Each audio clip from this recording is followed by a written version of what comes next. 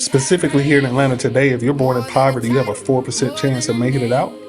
And 2/3 of Black children in the city of Atlanta live in concentrated poverty. Hi, everyone. I'm Ivory Jordan, and welcome to the Rehab Range podcast. I am your co-host and co-founder, Range Maverick, all the things. Hi, and I'm Michelle Gresham. I am the co-host of We Have Range. And today we have an amazing show. But before I tell you who we have, let me tell you why we have range. We are bringing extraordinary people to the stage to talk about what they're doing in community and business in life. They're going to talk about their lived experiences, which we call range. And they are our range mavericks when they come and sit and have a conversation with us.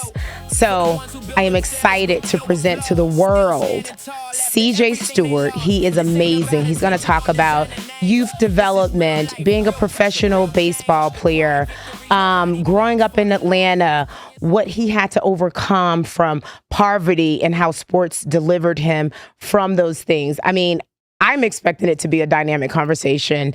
We also are going to talk about his book. He has a book. It's called Life is a Marathon Built on Sprints. I've read it. I have gotten so many nuggets. Ivory, how'd you feel about the book? I felt great about the book. And I also figured something out in life, which is I ain't running no marathons. So for those of you who want to read the book, it has a lot of life practices. Yeah. But if you want to meet in the 99+% that ain't quite going to do that, however many 1,000 miles, was it 3,000 miles? It's something long. Yeah. But just know, lock in. This is going to be an exciting episode. Dynamic conversation. Yes. And do know skills pay bills. You got to cut that out because you're not supposed to know that. So let me introduce CJ Stewart. But I think he has a video that he's going to show, but CJ Stewart embodies purpose, discipline, and impact. He is a transformational coach, former professional baseball player with the Chicago Cubs, founder of Lead for Youth Sports and Development Center, sports-based mentor, community impact leader, urban thought leader, community advocate, blogger. The City is the Solution is the name of the blog. He is a public speaker, civic engagement advocate, urban development strategist, culture and lifestyle influencer, legacy builder. Help me welcome CJ Stewart. Hello. Hi, CJ. Welcome to the space. And you're not overachieving at all, for the record. After this, I need to go figure out some things to do so I can get a list of things. But before we jump into the conversation, I think we have a video of you preparing for the marathon. We're going to talk about life is a marathon built on sprints. I got to tell you, not that I didn't think it was going to be good, and I generally go into things with no expectations. So many moments that I have text people. And for the record, I text everybody the book. It is so good. So everybody here, you got to go get this book. It's fabulous. It's inspirational. It was parts. I can't wait to give you parts that spoke to me personally and really resonated. But we'll talk about, I did a half marathon. But anyway, let's see the video and then we'll jump into our conversation. The why behind me running this 26.2 miles is there are a lot of things in my life where I wanted to be one of the greatest players of all time. Because of a lack of commitment and discipline, I wasn't that. Running this marathon gives me an opportunity to be great. We had a mission to get him to run a marathon. Doctor said that he may not be able to do it, but I said, let's try this. I'm super excited for CJ. His progress has just been absolutely amazing. We've seen him grow as an athlete. Him being able to adapt to the different exercises that I brought to him. You know, it's been eye-opening and just encouraging. When it's all said and done, I want to have 7 majors, 7 feathers in my cap.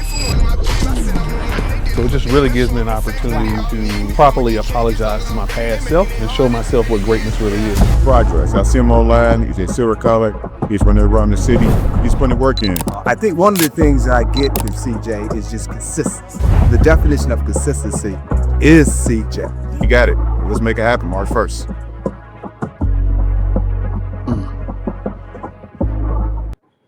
Wow. I got tired just watching the video. Listen, That is some fitness right there. We got to work out, Michelle, because CJ was. I mean, I work out for 4 to 5 times a week. Michelle's great. It's part of my it's my ritual. That's one of my rituals. Yeah, to get centered. And all that things. Yeah. That right there. So I have to tell you, I've only run a half marathon. And after running the half marathon, I said, no more. I don't know why people do this to their bodies. I ended with a hip flexor tendonitis. So I could barely walk for 8 weeks. Quite painful. My hip was out to the side. But I'm going to get to a part in the book where you talked about numbing the pain. And that applies to so many things in life. But you are literally the example of turning your lived experience into mission that serve others at large. In the book, again, the book, Life is a Marathon Built on Sprints, is your journey over a year to running the marathon. I think you ran it in March, right? Yep. You ran it in March. But we're going to get into the book a little bit. But I do know that you center a lot around sports and your way out of poverty, which I didn't realize you were in poverty. We grew up in the same area of town. So you got to give me a little bit more insight. You think you know about what people are dealing with, and you don't. But there's been extensive research that consistently shows that children who participate in youth sport experience a significant advantage in academics and future professional careers. How do you attribute sports in your growth to your success and purpose today? Yeah, well, I'm definitely changing my LinkedIn to a Range Maverick. That's what it's called. Range Yeah, Maverick. Woo, woo. And I'm challenging everybody that comes on this podcast and just people in general. I mean, I love that because I definitely think that I have lots of range, especially as I hear you all define it. But I think that the thing that really the sports does is it gives you so much social capital, the people that you get an opportunity to meet. I'm still benefiting today in Atlanta, getting inside of rooms based on the coaches that I played for. And I remember as a kid, so Michelle, when you and I met, we were in College Park, which is Atlanta. But I started out in Bankhead, and my mom had me when she was 16. My dad was 25 years old. And so, there wasn't financial capital and it wasn't social capital. This is the cradle of the civil rights movement. But here in Atlanta, if you didn't graduate from Morehouse or Spelman or you're part of a fraternity, it's very difficult. Specifically here in Atlanta today, if you're born in poverty, you have a 4% chance of making it out. And 2/3 of Black children in the city of Atlanta live in concentrated poverty. So I was that child, but I played baseball at Cascade Youth Organization. And so my first baseball coach was a part of the Atlanta Board of Education, which is still more powerful than the city of Atlanta. That board chair is more powerful than the mayor because of all the assets that the school board has. So I was Black, I was living in poverty, but my coach was one of the most powerful people in the city.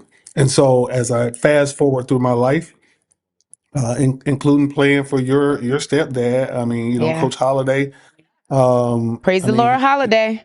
That's how my stepdad used to answer the phone. We were so embarrassed when he started doing that.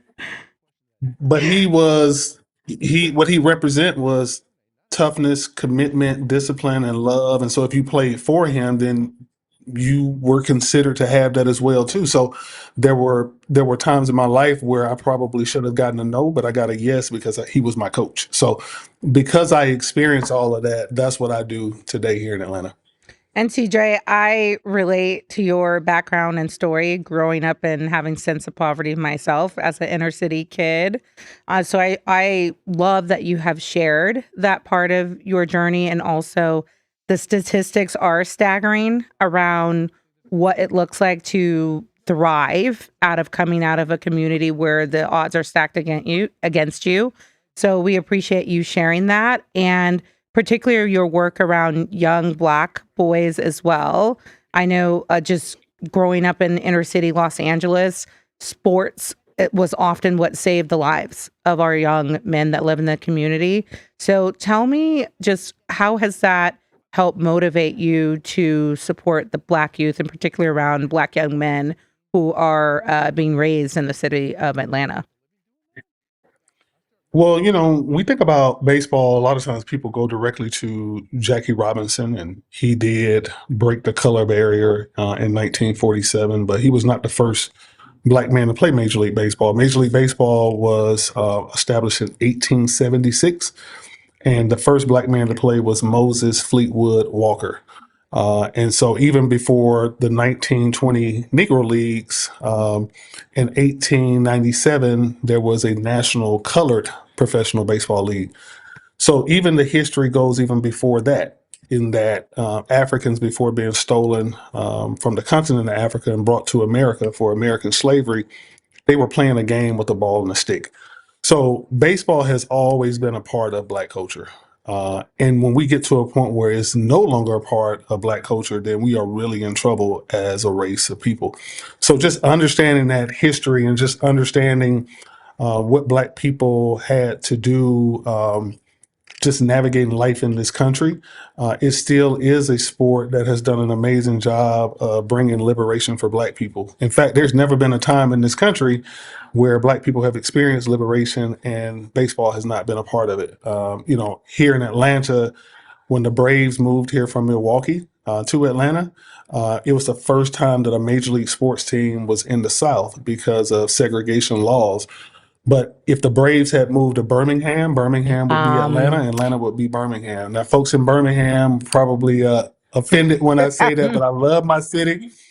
You do We love are your a city. world-class city. I love my city, but when we made that bold move, bringing Hank Aaron here, it really set us up for the future. So that being said, sports and athletics is biblical. 1 Corinthians 9 speaks to athletics. So it's unfortunate, though, that if you don't have money, then you can't develop the discipline from the dugout. So travel youth sports is now a $40 billion industry. That is And so insane. No, you don't brush over that. I am constantly talking to my friends. They are on the road every single weekend. And I think there's a documentary coming out around the hustle around this, the travel sports, because it's really expensive. So only the ones who have money are getting that real exposure. I don't know. I don't know why it is it's a become budget such a item. business. As a mom of 4 with the children who play sports and who are in activities, it's a lot of investment. It's also challenging and difficult that not all children have the opportunity to participate because their parents they simply can't afford it. It's too expensive, let's face it. And there's a lot of talented kids all over this country who could be amazing stars if the resources were there. So just love that you've done work to bring attention, especially to baseball. That's very expensive. And also the funding that you've been able to achieve to help continue your mission. And so I read about that in your background, and that was amazing to hear what you're doing there. And CJ, you've done a lot, certainly a marathon. And that stands out. And if my show didn't scare you already, if you thought you were going to do even a half marathon after her testimony, I decided it ain't good, but it may not be for me. But tell us, through all of the things you have accomplished, is there a particular moment that stands out for you that comes and says, okay, I can breathe, I made it? And I'm thinking about coming from a place of, again, coming out of inner city community, being in poverty, having the odds stacked against you, challenges with parents. I relate to all of those things. What is a moment where you finally said, I think I'm okay? Like, I think I'm on the other side of the corner, because I feel that no matter how much success, no matter how much income I'm able to generate, my own story kind of plays in my head is like, wait a minute, am I okay? Do I have enough nest egg? How do I make sure this doesn't get stripped from me? So what does that look like in terms of a moment for you that stands out? Wow. So I've never been asked that question. So just thinking about it, I mean, there's so many moments, but I think that when I think about capital, you got financial capital, but you also have social capital. Yeah. I think that I'm so blessed to be in a position where even where I may not have the money, I have the relationship so that I can get all that I need. And just, but I haven't always been a good person. And so I've had to have some very convicting moments. You know, being a black man and being a part of sports, there were a lot of things that I thought that I was supposed to do. I mean, it was kind of like already kind of ingrained to mismanage money and not really um, seek out healthy relationships, Yeah. even with women. Just these are just kind of things that I thought that just kind of came along with being an athlete. But then it was just I don't know. I think this probably kind of happened maybe around 25, 26, where I just kind of started to realize that if I don't get my stuff together, and I didn't cuss right there because I wanted to so bad, but Oh, you can curse on our we show. cuss, so We're we say unboxed. if you didn't get your shit I together, know you're a Christian and well, you're a deacon and everything. there are many people that need to get their I shit together. So mean, sometimes you got okay. It's our show. We make the rules. We the bosses. Okay, you approved. Go ahead. Good. So you were trying to get your shit together around 20, 25? Yeah. It was just like, you know, if I don't get my shit together, like I'm gonna be dependent on people. I won't be able to really create. And you know, but I was still also leaning on being young and you know, you kind of have this period of time where at a certain age you're kind of allowed to be young and stupid, but then it's like, you know, kind of like with money. I mean, you know, it starts to have compound interest, and so your stupidity starts to compound, and then you may not be able to deliver on that. And just decided my career was over professionally, and I wanted to, you know, be a coach, and I wanted to have a family. I also wanted to be able to have financial means to be able to help others. And you know, turning 50 a couple days ago. And looking back over my life, I was just like, man, I'm just so glad that I was able to make it and just get out of being stuck on stupid. Right. Yeah. Stuck on stupid. Gratitude A lot of for people sure. are still living on stupid and they pass 50. So listen. Yeah. You have to be intentional about changing your life. And CJ, you said something about social capital. What does that actually mean in practice? But even before you answer the social capital thing, we relate that to just part of the range currency. That social capital is what we call your currency, right? Mm-hmm. So when you're able to make a phone call, you're illustrating that the currency that I can do all the things. Like I have a value to there's value to me having these relationships. So going back, I just wanted to add on that because that was the moment it's what we call, you may not always have the most amount of money for sure. And especially as you're trying to climb and make it. But if you have someone that you can call, a relationship that you can lean in on. Yeah. I always think about if something happened with all the different endeavors that I'm embarking on, my network, I got 10 calls I can make right now that can change my life.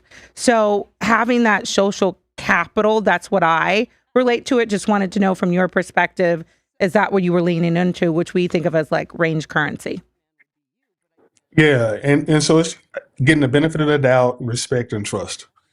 If I can show up in the world and just get the benefit of the doubt. So even if I make that phone call, and I don't present my ask in the right way, I want the benefit of the doubt.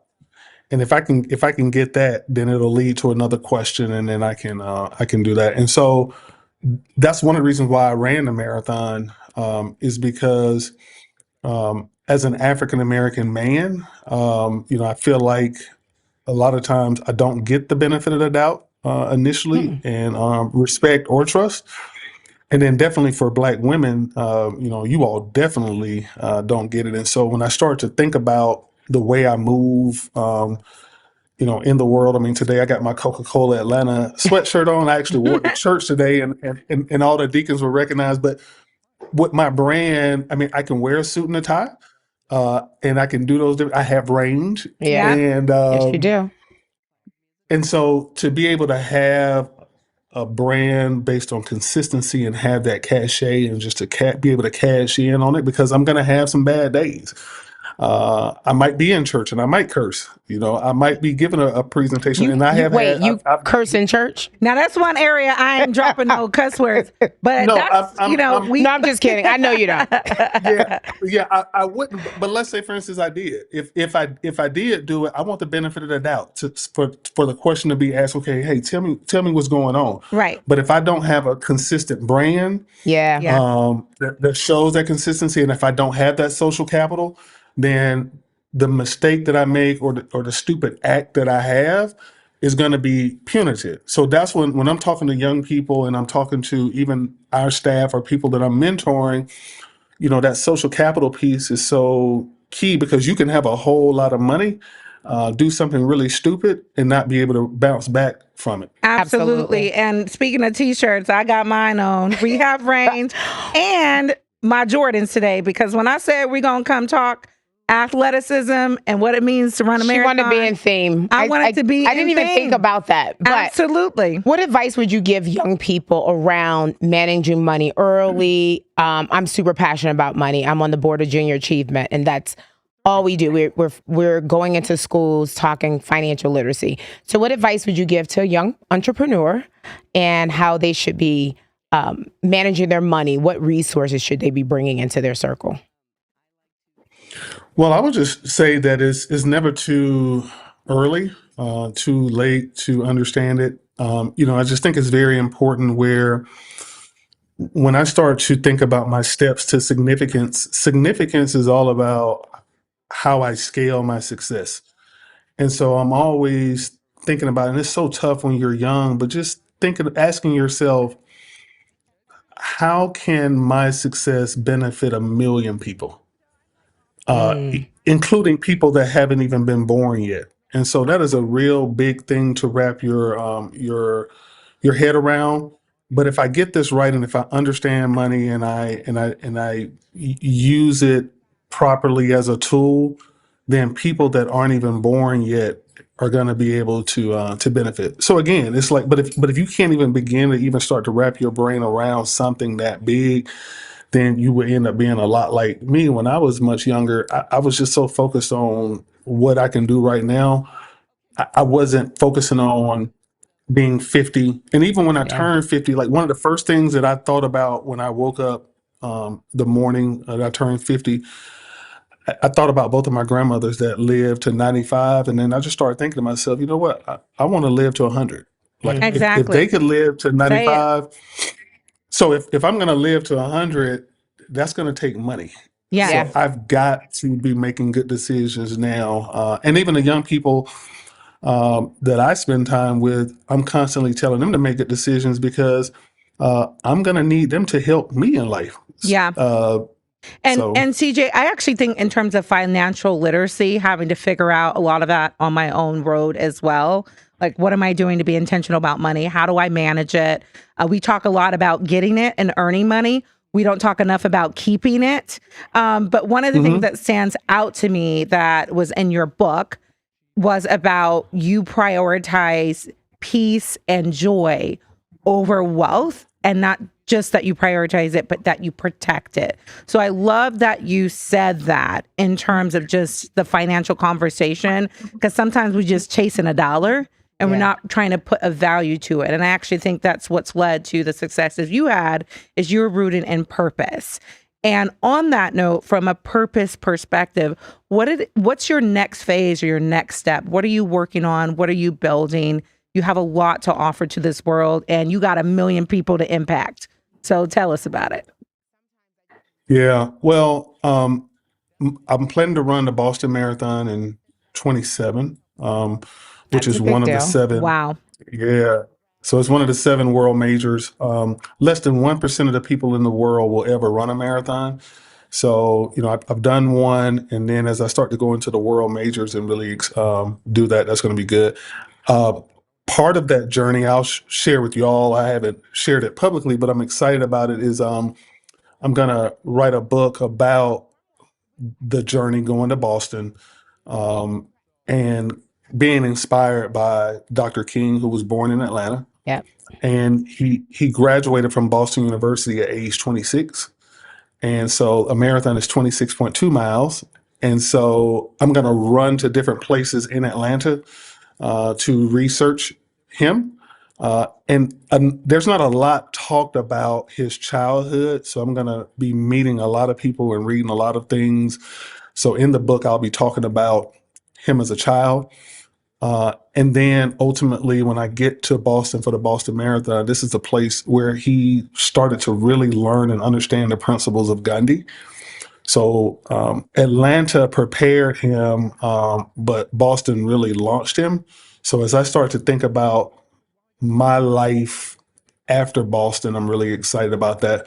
Another thing that I'm really focusing on is I've already written a speech that I want to give to Congress, basically just really talking about the fact that it's a social justice issue that Black boys are not able to, and specifically poor Black boys that are living in poverty are not able to really participate in sports. And not just looking at it from an athletic standpoint, but it's a part of workforce development. Yeah. Yeah. I like that you are doing things that have a trend of purpose. Like that whole connection with King in Boston. I mean, you're really living the purpose, and you're actually able to connect it to a thing. Yep. So thank you for doing that. But I know Ivory's going to pop in about you speaking to Congress because she's done that before. Yeah. And so hear what she has to say. I'm sure she has some advice. Yes. As a congressional testimony representative, I did speak before sitting Congress. It was 6 years ago now, and had a follow-up a year later about, it was for the insurance industry, but certainly focused on matters of social justice and equality and things as simple as businesses who are trying to impact communities should have access to fair insurance rates and fair insurance products. And your mission shouldn't be a reason that you are not getting the resources that you need to, especially for people who are literally changing the world. So my only advice from a congressional testimony perspective is your speech seems very, you're going to be very prepared. Trust me, I had all my note cards. I had all my stuff. I did my prep the days before leading up to that, but certainly the night before I was up all night preparing for my notes. But the one thing I didn't bargain for is for somebody to talk back at me. I just knew I was going to come and say my word. She thought she was going to go talk, and it was like, okay, well, thank you, Miss Ivory Jordan. Right. Appreciate y'all. I'm out. So no, I say prepare for some people. I don't care, even if it's like you think you're doing good work, like I'm a do-gooder. Who's going to disagree or not want to support these issues? But I say, get your debate skills out, pointy elbows. And for me, they didn't prepare me for that. So I came with it. with very defensive around these sort of issues. So hats off to that congressional testimony, and we can't wait to hear about it in the book. Yeah. And just a follow-up comment, I did not know did you say less than 1% of the people in America, and it gets even smaller globally. Through the world. Wait, I thought it had America. Yeah. You said I guess it is less, but it's smaller. America is like 1% is run, right? You said before. Yes. And then less when you think than 1% of the world. I'm trying to be a 1%er, but not that kind. So good for you, know what? CJ. You can do it because it's like, quite frankly, I think you all having a podcast is a marathon. Yes. And, right now it is, let's just say you all are, at your first mile and you develop more range, and now you're training, and then you're doing a 5K and 10K. And then before you know it, you're training, and, to do a marathon, you never run to 26 miles because at 26 miles, your body starts to really break down. But every week the long runs just kept increasing, and it was just like, well, why not just do the marathon? So that's why I did it. But I'm also did it because now I get to also talk about how I have range in doing things that really push me out of my comfort zone. If it wouldn't have been that, I would have had to find something else to do to make me have range. You had another point in you making your purpose and the connection to thing. And you had a book quote, equity, impact, and exposure. And a lot of what I hear from you is about having equity in sports. We talk about having equity to insurance products, to financial literacy, to education. Education is big for me. The 3 E's spoke to me. It resonated because we have elevate, empower, expand. We want to elevate our voices, something that you just basically said. And by the way, you are in our first mile. We're just starting this thing off. So thank you for being a part of the first mile with us. Yeah. We want to empower people. So when we have our Range Mavericks on, we're empowering people to go out and do the thing in their community. And that means you expand. If you go out and do something in your community, you're helping your community expand. So you're doing all of those things. So the 3 E's are really essential. And that's along the alignment. Everything that I'm hearing from you is alignment. Yep. What is your daily practice? I know you have this gratitude practice that you do. What's something consistently you do, like brushing your teeth? Making my bed, which is something that I don't like to do. You know what? I just discovered the reason why I didn't like doing it, because we had to do it growing up and the foot was on your neck if the bed wasn't made. So I went through a period of not making my bed. And I was like, that's discipline when you get up and make your bed. Keep going. I'm sorry. That just hit me. I don't make my bed, but good for y'all. Yeah. Well, and it's one of those things where, like, I define discipline as doing the things I need to do, even when, and especially when I don't want to do it. Yeah. And so it's a matter of, like, running a marathon requires discipline. Making my bed. So when something does come up that really does require discipline, then I have the currency there. Like, I know that I can do it, but also too, it's a part of my my brand. So doing that, also, just sending out text messages to people once a month, people that wouldn't normally expect me to send it. I've gotten those text messages. CJ. She talked about you. After I introduced you guys. It went because my show was like, do you remember CJ? Do I remember CJ? After you connected me to CJ and we had a conversation on Zoom because we were up in these pandemic times. CJ, your text, your motivational She told me this just text, the other day. especially at a time where I couldn't see people, and you can tell by my talking, I like to be around and talk to people. So your motivational text that went on for a very long time, I don't know that you understand the impact of those little, not even little, big thoughts that come through, especially from someone I like to proclaim I'm pretty motivated. But when you're going through tough times, like, I don't know, a 1 in 100 year pandemic, having those positivisms that were coming through in the morning, so impactful. So don't underestimate you doing that. She mentioned it to me. I literally, it's just so impactful. And I watch everything you do. I watch what you, just because of that impression you made that many years back. When I see you post something, I see you got a book, I see you have something going on. Whatever it is, I'm like, whatever CJ's doing is fire. Because you discipline. And I will say something you said in your book, you talking about the major leagues. I do think having a show and a podcast on film, and to my show's point, you are in our first leg of our marathon. Don't come for us, internet people, about what we need to do to be more polished. Back on up. My show know I don't like comments anyway. So don't come for us. Or feedback. or feedback. But with that being said, on a major league side of things, you talk about being a major league athlete, and I equate that to just being the best at whatever you're doing. Having the talent, it starts there, right? Then you talk about habits. So I'm hearing your discipline. And then you say skill. And I think, tell us a little bit about how those three things make you a big leaguer from what you talk about in your book. Yeah, well, you definitely can't be a big leaguer unless you have skills, and skills pay bills. So, talent is Skills what you pay do well. bills. That's a bar. That is a Skills bar. pay bills. We should create a all day rap song long. on my show. Yeah, we're collecting all the bars from the Range Mavericks. Yep. And we're gonna have somebody put together a song. And we're going to rap on it. But listen to this one. Sorry to interrupt you, but listen to this one.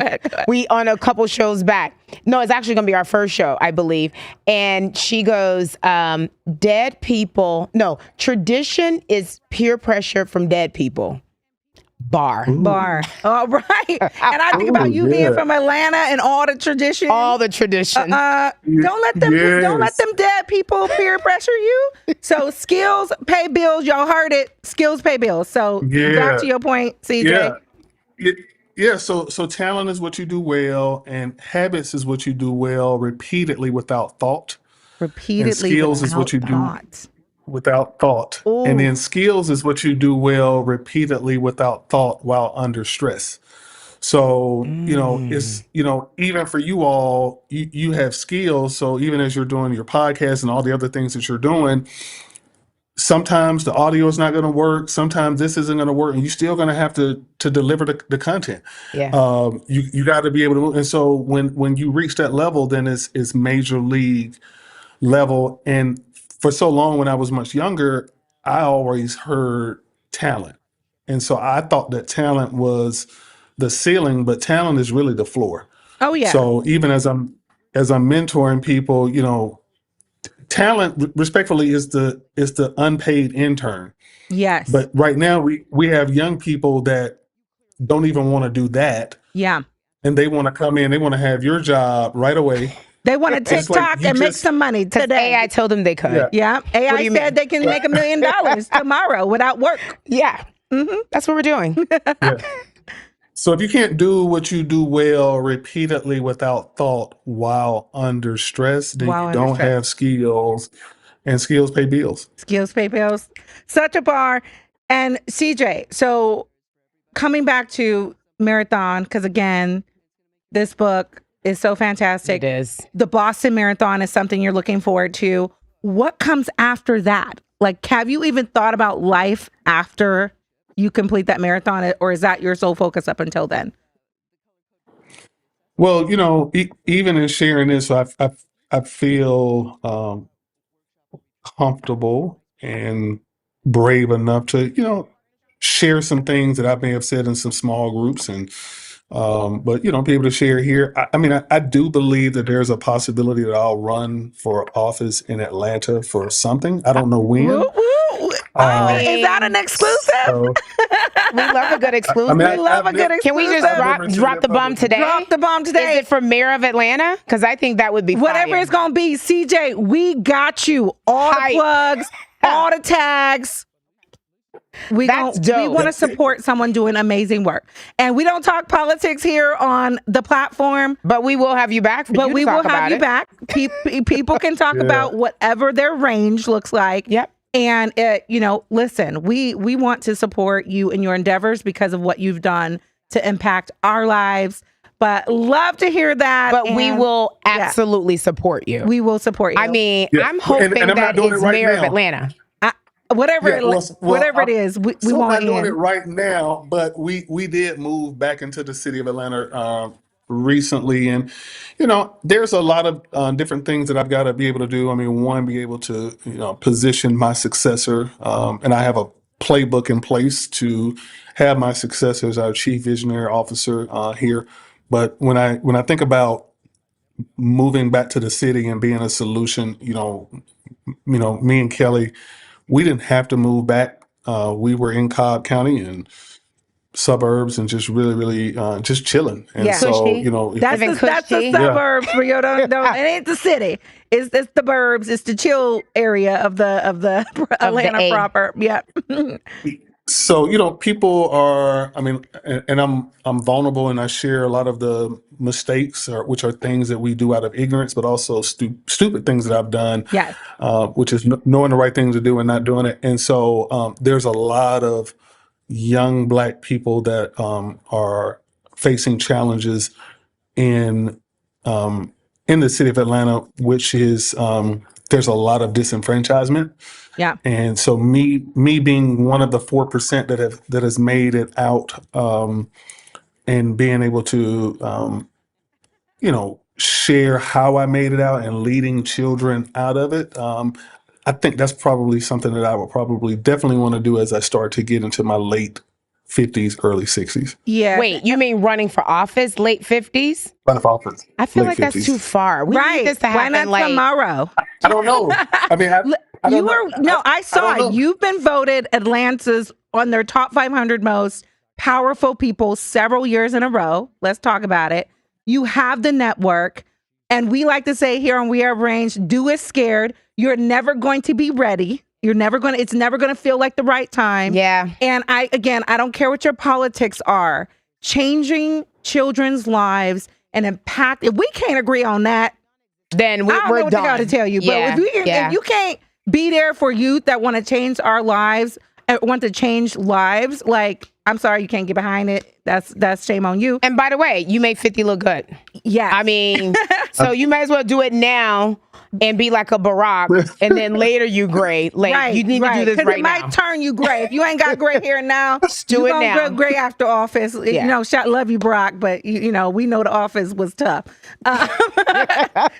We say whatever you want to do in your world, and again, whatever side of the aisle that you represent, because we're not assuming what aisle. Yeah, I don't know what aisle, You and have I not honestly chosen, care about and the we don't aisle. honestly care. You are going to change youth lives. That is going to be the focus of your platform. Get it out of poverty. Wait, did you just tell him what the focus of his platform is? No, right. I mean, yeah, listen. But I I'm know like, it's part of it. I think you may have a campaign manager. Listen, I got political aspirations myself. One day, I'm building this baby marathon right now, so I feel you on the Boston thing, and then the office thing. But I just want to support whatever you're doing. me too. So proud to be in your space and that you are creating your own lane. So let's talk about it, CJ. We have a lot of range. You have a lot of range. Tell the people about these gold teeth that you be wearing for the culture. Wait, hold on. For the culture, my people, this is when you have a grill. yes. The PC version is I wear gold teeth. Can you tell us about that and what it looks like when you walk in a room? Yeah, well, so Atlanta is the city and Atlanta is the culture. And, I just one day, as I was thinking about my brand and thinking about the range of people and the places that I go, I just felt like a lot of times I was doing a disservice to people from the Bankhead community, where I was born and raised. I felt like I was doing a disservice to them, not fully bringing them into the spaces that I was in. And, I felt like one of the things that I could definitely do, which was definitely going to be controversial, was if I had a grill. And then I started thinking about how people would perceive me if I had a grill. And then I said, well, that'll give me an opportunity to educate people on gold teeth first being used on the continent of Africa in Egypt. And even still today, it is the best thing to use when we need dentures. Both of my grandmothers had gold teeth. So, I bring them in the room. I bring in friends that I grew up with that were talented on and off the field and wore Do we have grills. this And grill? sometimes, Can we see this grill, CJ? You got this grill? Can you show the people what it is?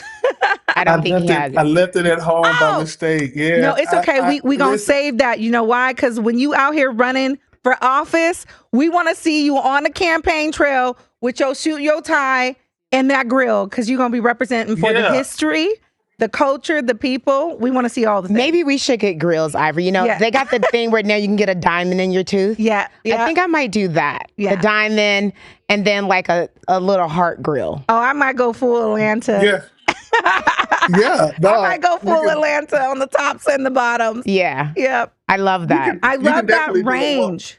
And why are It people, is. so let's just make a comment real quick. So I'm here in my gold braids. Okay. We're gonna talk about hair soon in our culture. But like you said something, CJ, you said something like about trying to fit into the rooms and people assuming what it means to wear something that represents our culture. People are too obsessed with things that they don't give enough time to research and understand the culture and the heritage around it, but they want to make commentary and make assumptions about our appearance because of what we might wear. Well, I actually have a different view on that. I think that we need to give space for people who don't know. So when they're asking questions, I don't think that's coming from a space of it's ignorant because they don't know. And we could not know about many things. But I think we need to give grace for people who don't have the information and they're probably asking a very honest question. That's it's not about curious. The question. I'm talking about the person that comes up in the grocery store and grabs my braid. So then, and wants to pet me like a dog. Just know the that's inappropriate. That you say, hey, and they should know this. Right. But I find they said this last night about me at dinner that I give too much grace to people. Mm-hmm. But don't pet me. But I don't care who you are. It's my vision of not thinking that everybody has bad intent. Yeah. So I give a lot of grace. Yeah. And you know why I give a lot of grace? You talked about doing stupid things and not being the best person. We've all had our period in life where we could attest to that, right? I want people to give me as much grace, so I extend what I want back. So that's my mantra, and that's how I live. I know Ivory's like, you give people too much room, but when they bite, I bite back. Yeah, I say that's fair. I'm more like, you bite first, and then you be like, well, wait. Don't get too close to bite, because, I'm still from around the way. We're different that way, and I love it. Don't let the jacket fool you. I love it. We're just different that way. But you know what? That's why we compliment each other. And what we're showing the three people that's right here today is that while we're all from the same diaspora, we're very different. Yep. And that's another reason why we're creating this platform, Courtney, is because we want to show the range of the diaspora. It doesn't look one way. The grilled teeth can come into the boardroom. It doesn't change what's inside the package, right?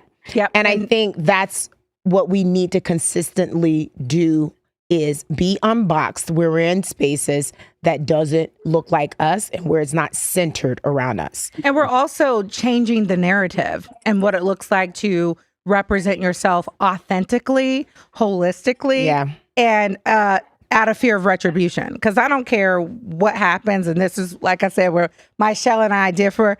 You might gonna have some grace, but don't judge me, boo. Yeah. So, CJ, we could talk to you for probably 2 more hours, but we need to wrap. So we want to know what you're working on, your social media handles. Tell our audience and leave them with one phrase, one word, something you want them to know about you. Besides this amazing book. That book is fire. Yeah, it is really good. Thank you. And where do we buy the book? I got mine from Amazon.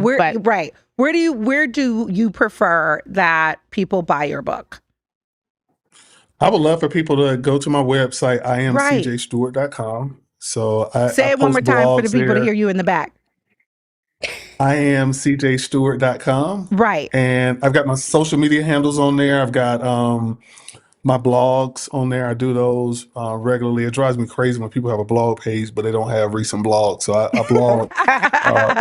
We'll make sure we put it in the description of the show, so everybody will have where to find you, where to purchase your book. I've already gifted it to a couple of kids that I mentor. So I've told parents about it, that it's great for their kids going off to college, because you talk about pace in there. And Micaiah, when she graduated from college, the woman who did the commencement speech, she's the first deaf Marvel. Her name is what is her name? Lauren Ritloff, and she's deaf, and she did the full commencement speech in sign language. Yeah, and she talked about pace. You talk a lot about pace in the book. So anyway, I wanted to just say that point because I thought you have so many good points. I feel like we probably need a part 2 with you. It's so good. I feel like it's like a life roadmap, especially for people who can relate to athleticism. Yep. and apply that to life. I feel like it's very digestible. And then also notice I got the paper copy here. I like to read and touch books and turn through the pages. I have the Kindle. Michelle listens to books. No, I have the Kindle. I have CJ I don't have a hard copy. I have digital. I don't like to listen to books. Yeah, listen, for y'all who like to listen to books, good for you. Some books, like that one terrible book, but we're not going to talk about it. We don't talk about that. Yeah. But somebody who tried to infiltrate the show was a whole fraud, but let's keep going. We gonna talk about that another day. Don't be trying to apply to be on our platform, and we can find out through AI check that you ain't who you say you are. All right. CJ, hey, wrapping it up on a positive note. Yes. You are very good at what you do. And in terms of, I'll just say on a note, you talked about education. You have a program that is in colleges. While you yourself might not have gone through higher education learning, you still are paying it forward and having colleges represent from that certification perspective. So get into it. If you want to learn everything about CJ Stewart, just check out CJ on all of the platforms. You will not be disappointed. I am CJStewart.com. Thank you, CJ, for being here. Please go follow We Have Range, follow, and share with your network. And subscribe on YouTube. Yes. Please. So we're getting our followers up there. Yeah. So thank you so much for being a part of this conversation. And We Have Range. Yes. Peace. Thank you. Thank you so much, CJ. You're amazing. Keep doing the work. And we need you to run next year or whenever it's coming up. We ain't talking about a marathon. We talking about we need you to run for office. Yeah, for office. For office. We will support you, promote you, and do all the things. But thank you again for the work that you're doing. Seriously. Yeah. It means everything for me to be from Atlanta and see one of my classmates doing the work in the community. So thank you and have a beautiful day. Talk soon. My pleasure. Thank you. You too.